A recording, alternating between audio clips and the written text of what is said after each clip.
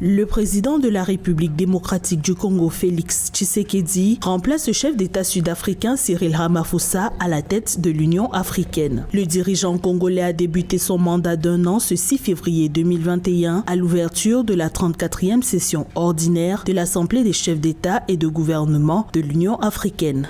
Un mandat placé sous le signe du développement et du renforcement des acquis de l'organisation panafricaine autour de 9 piliers, la paix, la sécurité et la lutte contre le Covid-19 notamment.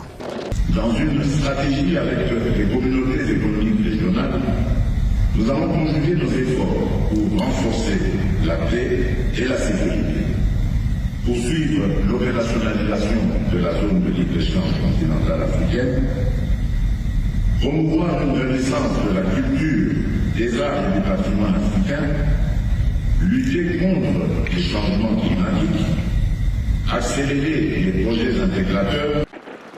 C'est dans un contexte de turbulence que le président Félix Tshisekedi va présider l'Union africaine pour l'année 2021. Si sa nouvelle fonction va établir son image sur le continent, des observateurs attendent que le chef d'État congolais emploie son mandat à faire avancer la résolution des conflits politiques et sécuritaires qui minent son pays, la République démocratique du Congo.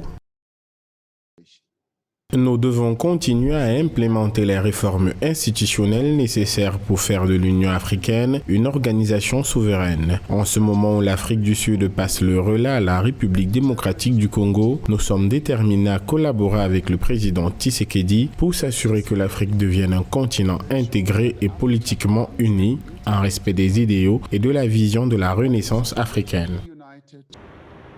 L'année écoulée a été pleine de défis pour les pays du continent africain. La pandémie de Covid-19, les restrictions dues à cette pandémie et leurs effets sur les économies, mais aussi la montée des crises sécuritaires ont marqué l'année 2020 sous la présidence de Cyril Ramaphosa à l'Union africaine. Le vœu du président sortant de l'organisation panafricaine, renforcer l'intégration continentale et poursuivre les réformes de l'Union africaine.